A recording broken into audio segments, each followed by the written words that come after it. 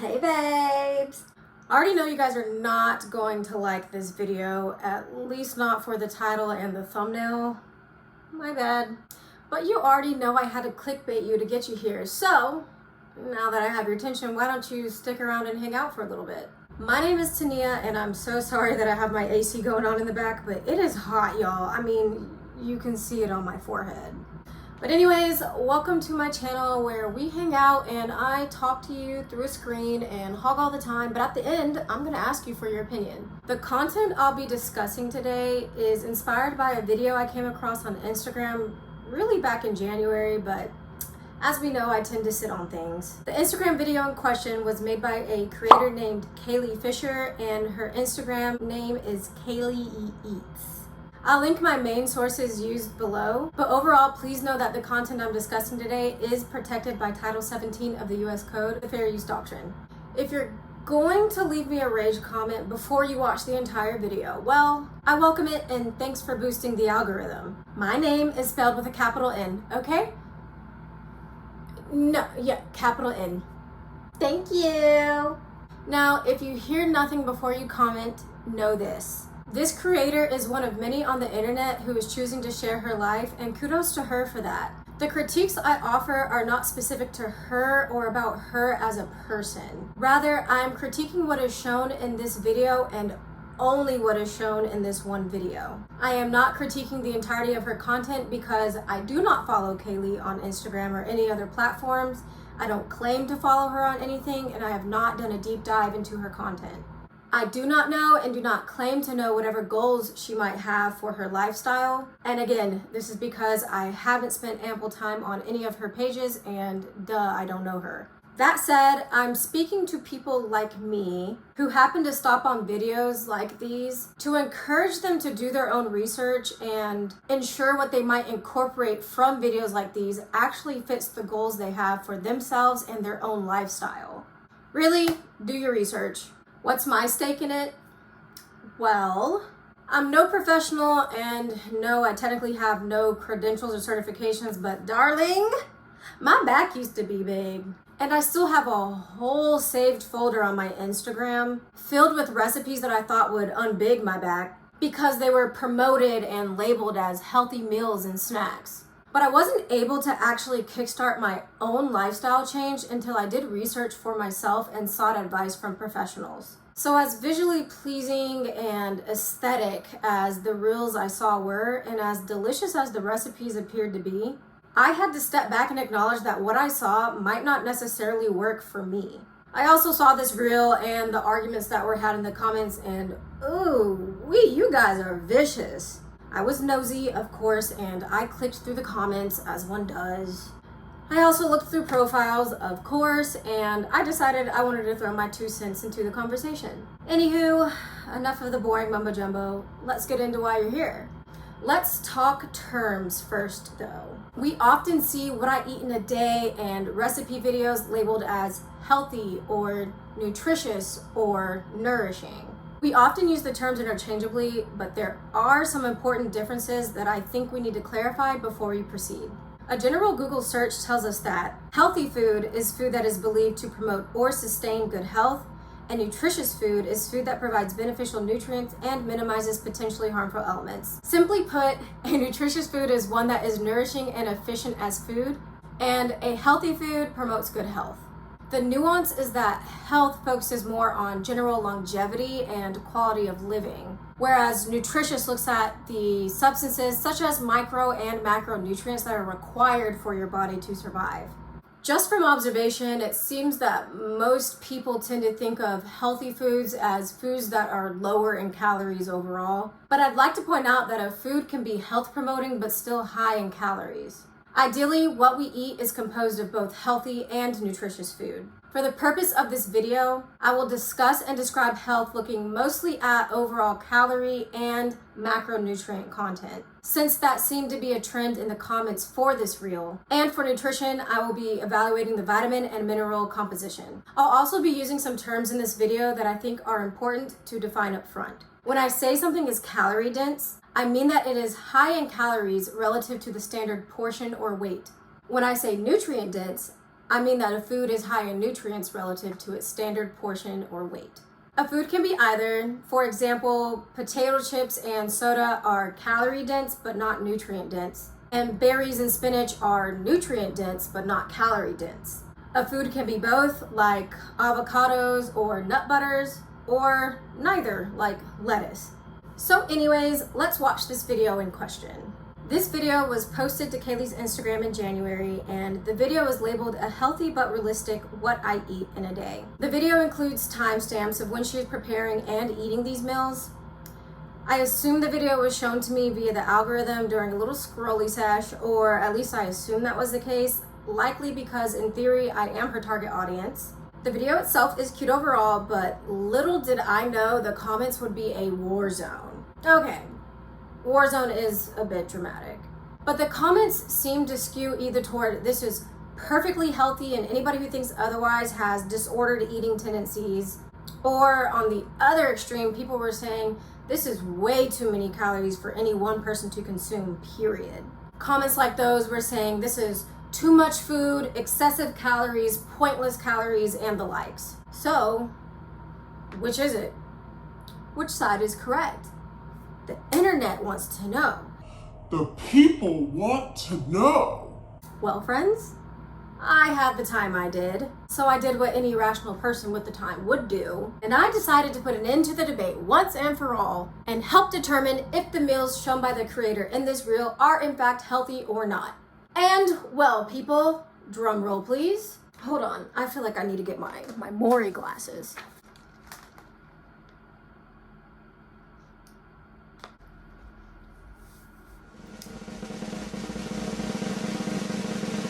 In the case of this what I eat in a day, I find this day of eating to need a little more background information before we make a decision. Yeah,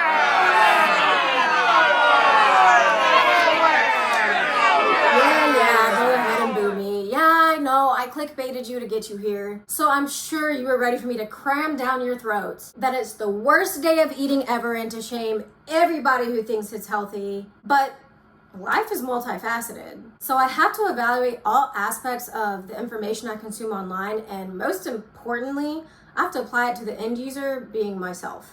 Let's dig a bit deeper. So first, I screen recorded her video, and I paused it to Google the foods that I saw her include in her meals. Where I saw her use measurements, I calculated calories using the exact measurements. Where I did not see measurements, I used a conservative estimate, meaning I would round down. For the first go around, I only looked at calories from what she consumed. And this is because a lot of people were saying it was too many calories. So, starting with breakfast at 8 a.m., she had 2 Trader Joe's brand hash brown patties with 2 Vital Farms pasture-raised eggs that she cooked in 2 tablespoons of crunchy chili oil. She layered the hash brown patties with half of a medium avocado and the eggs, and topped it with some green chili sauce, which I estimated to be about 1 tablespoon between the 2 stacks. She enjoyed her breakfast with a side of mixed berries, and I estimated this to be about a cup from the looks of it.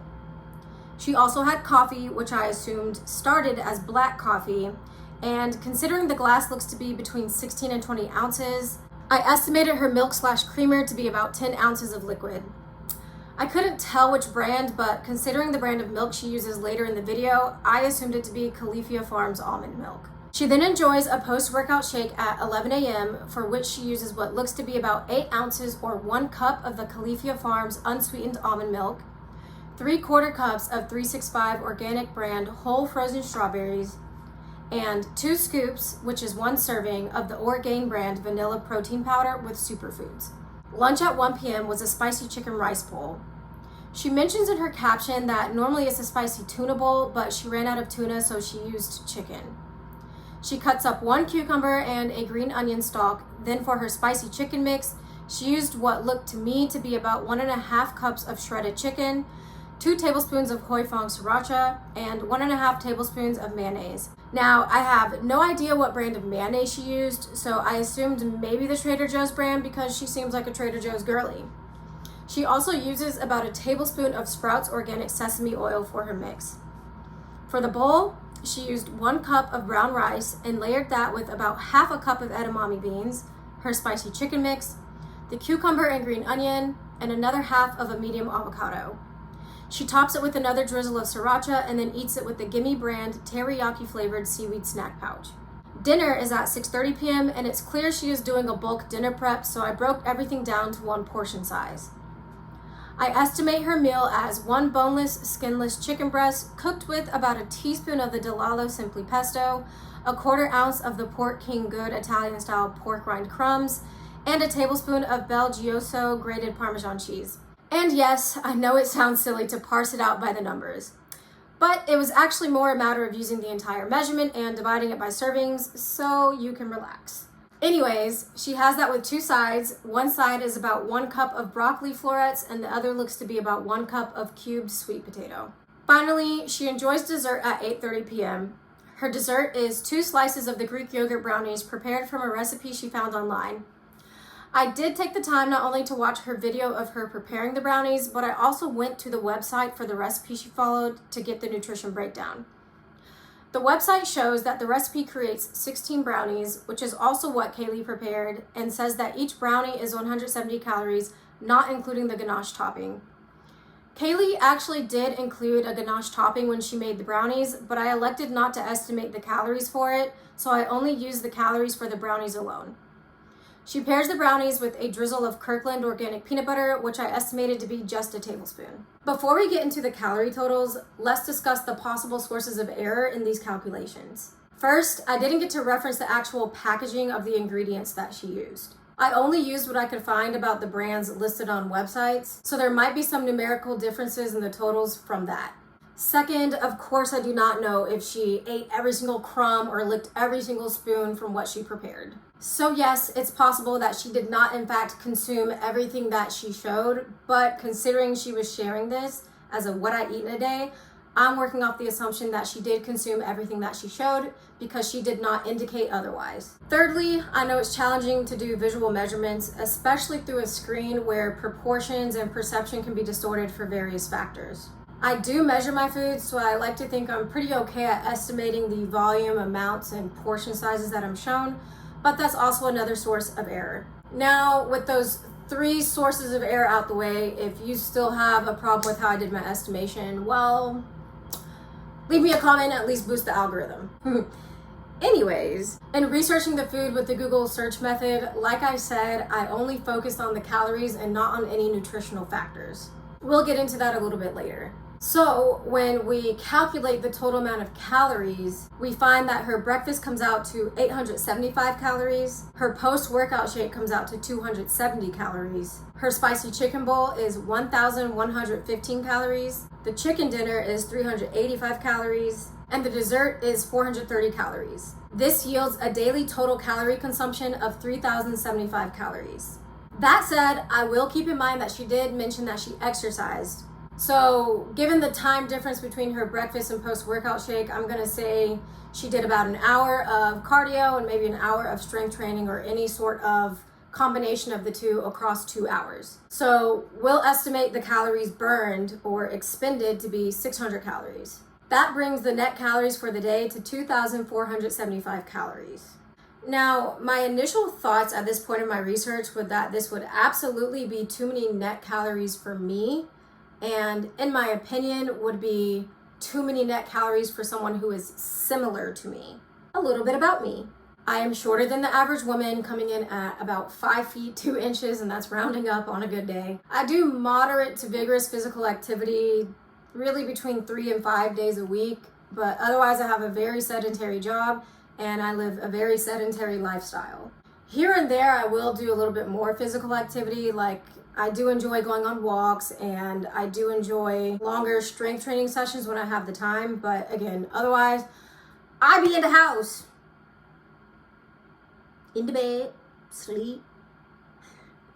Or otherwise, as you guys may have seen, I drive for Uber. So again, I am sitting down, I am not moving, and I do not have a lot of physical activity. Store that information in your mind. But for now, let's talk about calories. Pesky little cheeky unit of measure, those calories. We know calories fuel our body, but discussing them seems to bring about discussions of disordered eating and requirements for trigger warnings, and nobody really seems to actually like talking about calories. As a baseline, too much or too little calories can lead to an adverse health outcome. For this video, I am not trying to address the extremes at all. I'm just trying to figure out, what does an individual need? Well, let me start with a number that you've probably heard a lot: 2,000 calories a day. A lot of people will say, well, research shows that adults need 2,000 calories a day, but does it really? How do we get to that nice round number? On our food labels in the United States, we see percent daily value of various macro and micronutrients reported as based on a 2,000 calorie diet. A lot of people take this to mean that the number 2,000 is a scientifically backed, FDA approved, recommended calorie intake for the average adult. In reality, the mark of 2,000 calories was based on self-reported calorie intakes from Americans in surveys conducted by the USDA. The surveys were conducted in support of the 1990 Nutrition Labeling and Education Act. The intention of collecting the self-reported data was to help the FDA standardize food intake references across the industry. Survey results found that adult men self-reported daily calorie intakes between 2,000 to 3,000 calories a day, and adult women self-reported calorie intakes in the range of 1,600 to 2,200 calories a day. Somehow from those self-reported numbers, they settled on 2,000 as the average number, but we should note that it was not derived based on any sort of scientific equations that estimate energy needs based on factors such as height, weight, age, and physical activity levels. And none of the self-reported data was actually validated for accuracy. I don't know if any of you guys have watched the show Secret Eaters or heard about it, but it's a British show that demonstrated through the various people featured just how difficult it is for people to accurately report the amount of calories they consume every day. The show was created in an effort to help people regain healthy eating habits, or at least that was my takeaway. Many of the people on the show often underestimated just how many calories they consumed every day. In fact, they couldn't even fathom that they were eating thousands upon thousands of calories every single day. I definitely used to think that I ate like a bird, and I'd be so surprised when I discovered I'd gained weight. I'd say to myself, but I only ate one meal today. But that one meal was a wing platter with extra dipping sauce, large fries, a soda, and ice cream because I needed a little something sweet to wash it down.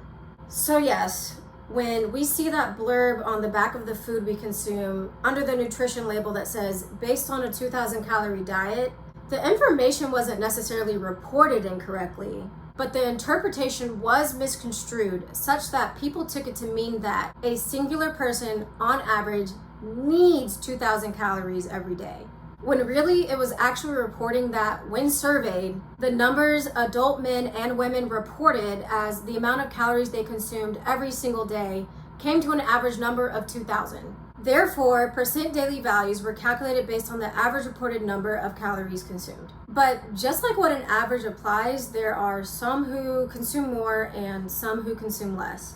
I had to learn that my life and lifestyle fell on the lesser side of the 2,000. Your individual needs are dependent in part on your age, your height, your body composition and physiology, to include gender-based differences, and a very large part is your lifestyle. I'll probably do a separate video to really break it down, at least how it applied to me. But your age, height, current weight, and physical activity level play a large role in how many calories you need to consume every day. Shorter people with a more sedentary lifestyle do not need to consume as much as a taller person with a more active lifestyle, and that is just the truth.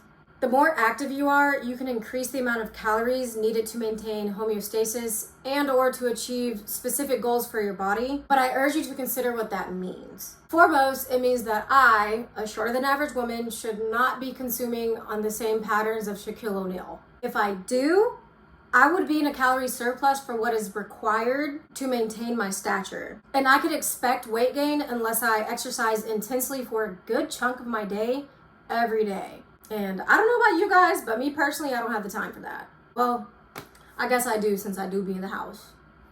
But I digress. If we know that a net calorie deficit is required for weight loss, then it follows that a calorie surplus is required for weight gain. Many people think it needs to be an excessive surplus or deficit to see results, But really, we are talking about plus or minus 200 to 300 calories in either direction for even a small impact over time. That's like having an extra snack or skipping a snack for a day. You get even more drastic results when that becomes 500 to 600 calories per day. For a woman who is like me, 5 feet 2 inches and low 120 for body weight, I only need about 15 to 1600 calories per day to maintain my body as it is. If I'm exercising, I increase those calories consumed to reflect what I might have expended during my exercise, so I maintain that net 15 to 1600 calorie intake. But even when I eat to replenish the calories I might lose due to expenditure, we see that it's still less than the 2000 calorie diet we hear about. So, all that information in mind, and now that we know the calorie breakdown for this reel that we've reviewed, if we look at calories alone, then I'd say that the aggregate amount of calories makes this day of eating unhealthy. But there's more to food than just energy. Let's put this day of eating through MyFitnessPal and see what we get as far as a nutritional breakdown. I'm putting this through my actual app, so ignore what the targets are that the app gave me. A quick critique of MyFitnessPal is that it does not flag low calorie intake recommendations, but that's another problem. Okay, so we'll first put in breakfast, and after breakfast we see that the meal contains 18 grams of protein, 63 grams of carbohydrates, 12 grams of fiber, 12 grams of sugar, and 60 grams of fat. This is definitely a very calorie-dense meal. I am personally not too ecstatic about the ratio of macronutrients to overall calories, but we have to consider that she did do a workout after she consumed breakfast, and some of the simple carbs certainly could have helped fuel her body for the intense workout we assume she did. So now we get to the post-workout protein shake. After the protein shake, we've added 24 grams of protein, 38 grams of carbs, 10 grams of fiber, 10 grams of sugar, and 8 grams of fat. This is a nutrient-dense snack, likely due to the superfood boost and berries in her shake. At only 270 calories, I'd say it's a good snack, and it seems to be balanced from a nutrition standpoint. At this point in this day of eating, if we look at some of our micronutrients, we see that we achieved our daily values for vitamins A and C and calcium, and we're doing pretty well for iron. Sodium isn't too high, and cholesterol is only a little over. Let's move on. Lunch contains 65 grams of protein, 62 grams of carbs, 11 grams of fiber, 8 grams of sugar, and 62 grams of fat. We see we're very close to our iron goal, which women tend to consume too little of, so that's good. It's definitely calorie dense at over 1,000 calories, but we still get some good nutrients in with the veggies and brown rice. It's also protein forward, so it's likely she easily stays satiated for whatever she has going on after lunchtime. For dinner, our meal has 48 grams of protein, 32 grams of carbs, 7 grams of fiber, 2 grams of sugar, and 10 grams of fat. We've achieved our iron intake for the day, which is fantastic, and we're over halfway for potassium. This meal is not as calorie dense as the earlier two and has a nice variety of nutrients from all the components. Dessert rounds out this day with 10 grams of protein, 48 grams of carbs, 3 grams of fiber, 39 grams of sugar, and 27 grams of fat. It's brownies and peanut butter, so of course it's going to be calorie dense. Based on the information in MyFitnessPal, our nutrient totals for this day of eating are 165 grams of protein, 243 grams of carbs, 43 grams of fiber, 71 grams of sugar, and 167 grams of fat. We've also achieved most of our vitamins and minerals that MyFitnessPal tracks. Obviously, MyFitnessPal is not showing every single vitamin, mineral, and nutrient that exists on planet Earth. So we technically don't know what her vitamin, mineral, and nutrient intake looks like in its entirety. And I'm personally not researching to see if she got enough zinc or magnesium or vitamin B12 or whatever. As far as foods input into the app, I used only the amounts from the initial spreadsheet. And of note, we do get a slightly different calorie total of 3,044 calories. I also input the physical activity that I assumed she did when doing the calculation by spreadsheet and got 526 calories burned, which results in an app net calorie total of 2,518 calories. Like I've already acknowledged, there's error present in everything, so it's slightly off from the initial calculation, but roughly the same. Now, looking at the nutrient breakdown alone and ignoring the calories, I'd call this day of eating nutritious. If nutrition is what people are looking for when they talk about healthy eating, which is in fact the case for a lot of people, then they'd absolutely find this day of eating healthy overall. Here are some strengths I see when we evaluate the nutrients from the meals in this video. We definitely get our vitamins in, which arguably many adults do not achieve every day. Of note, I do acknowledge that Kaylee had that superfood boosted protein shake, but even outside of that, she has a good variety of nutrients in the food she chose to eat. This day of eating is also strong in fiber, protein, and iron, which is a struggle for many women to achieve, myself included. Honestly, consuming enough fiber is a struggle that all adults go through without a fiber supplement. And frankly, the fiber supplements aren't even that high in fiber, but anyways. I appreciate that there are no trans fats and a lot of healthy fats included in the fat total. And finally, all things considered, this is pretty low in added sugar for the average American diet. In fact, we almost doubled the sugar intake with just the dessert, and it's still pretty low after that. There are some weaknesses in the aggregate data from these meals. These meals altogether represent a day of eating that is high in fat, high in sodium, and high in cholesterol. I know from my personal prior health, I'd be concerned about the overall amounts of fat, sodium, and cholesterol. So this day of eating would be concerning for me and my health goals if I broke it down that way. And that's my whole point. Break down what you see, dissect it to its parts, and then apply it to your life. These meals contain several nutritionally dense components, but there are also a lot of calorically dense components like the Hashbrowns, brownies, nut butter, chili oil, sesame oil, and avocado. If I really like the taste of those things and don't want to cut them out, I'd consider monitoring portions or making swaps you can prepare yourself, like a medium russet potato that you shred, season, and prepare instead of a pre-made hash brown patty. It's still a potato, and yes, I know it requires more work, but the entire medium potato is like 80 less calories than the 2 hash browns, and you still get the experience of a shredded potato. Small tweaks like these can have an impact when combined, and that's what I looked for to achieve my weight loss. My verdict on this day of eating for me and me alone would be no, it is not healthy for me.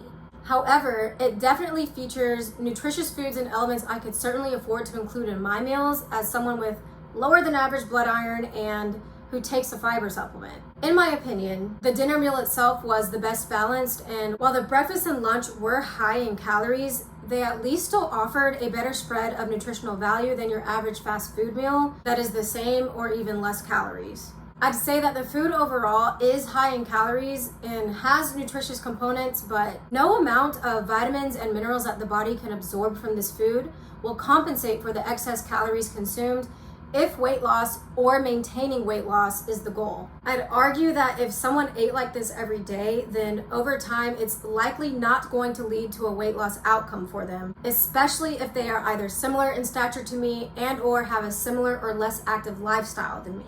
What factors might make this day of eating better for a different person? Well, first, someone who is taller, someone who is more physically active than I am, and someone with a higher muscle mass than me can absolutely consume more calories than I do. Of course, to confirm all of this, you'd need to go get it tested in a lab setting, but either way, I am not her. There is no set number for what more calories might be for people in these categories, and each person needs to figure that out for themselves based on their goals. If the goal is weight gain, which was for me at one point in my life where I was 95 pounds soaking wet and I had no curves and I was very insecure about having the body of a 12-year-old boy, then yes, this day of eating would likely help achieve that weight gain. But even then, that's still dependent on your underlying factors. This might be maintenance calories for a professional athlete. It's unlikely a deficit for many, if any, women. 3,000 or more calories is overconsumption for most people, no matter how nutritious the components. And you'd probably have to train excessively to get down from that 3,000 calories to net maintenance calories or net deficit calories. I'll reiterate that I do not know what Kaylee's goals are for herself. Maybe she just wants to focus on one aspect of what she consumes, which is just, hey, I want to prepare my meals, or hey, I want to focus on getting more vitamins and more minerals and more nutrients. And that's perfectly fine. That said, overall, consuming this many calories in a day will likely lead to weight gain for most people. And if that isn't your goal, you'll probably be frustrated because you'll tell yourself, well, I'm eating healthy foods and people online are saying this is healthy, so why isn't it working for me? The fact is, you're responsible for your goals. And if you have the specific goal of weight loss, it behooves you to get educated on what factors might affect you and to be real with yourself. As you engage with content like this, recognize that your goals may be different from other people's, including the person who posted it, and that's fine. But that means you need to be critical when applying it to yourself. Don't just accept a meal plan at face value, and for the love of all things, please stop paying for these blanket meal plans. Consider your goals, and if you want to take inspiration, then do so in a manner that fits your goals. I think the food Kaylee presented looks scrumptious. However, I know I would make certain swaps like using less sauces and oils and lowering the portion sizes to ensure I remain on target for my calorie intake goals. I don't think it's necessarily bad to eat like this, and as many people stated, this appears normal. I'd like you to consider though that the portions we routinely consume in the United States are often greater in volume than the actual recommended serving size or calorie dense for the portion size that it is. So of course it might appear normal or realistic. I'd equally say we often forget to consider that there is a difference between nutrient density and caloric density, and that ultimately we should look for harmony between the two for what we consume. I know some of you guys will say that you don't like to track calories for whatever reason, and I understand that, but if calories are not how you want to do it, then I would recommend starting with portion sizing. If weight loss is your goal, then this day of eating might be working against those goals, but you can always modify portions and ingredients to still enjoy the foods and achieve your goals. As for the creator Kaylee, she's just sharing her life online. And while that does open you up for criticism, I encourage everyone to lead with kindness when they engage with content they might disagree with. It's always your choice whether or not to incorporate what is shared by creators like these into your own consumption patterns for your lifestyle. Anyways, that's all I have for today, and please let me know what your thoughts are on this topic below. Thank you for hanging out with me, and until next time, bye!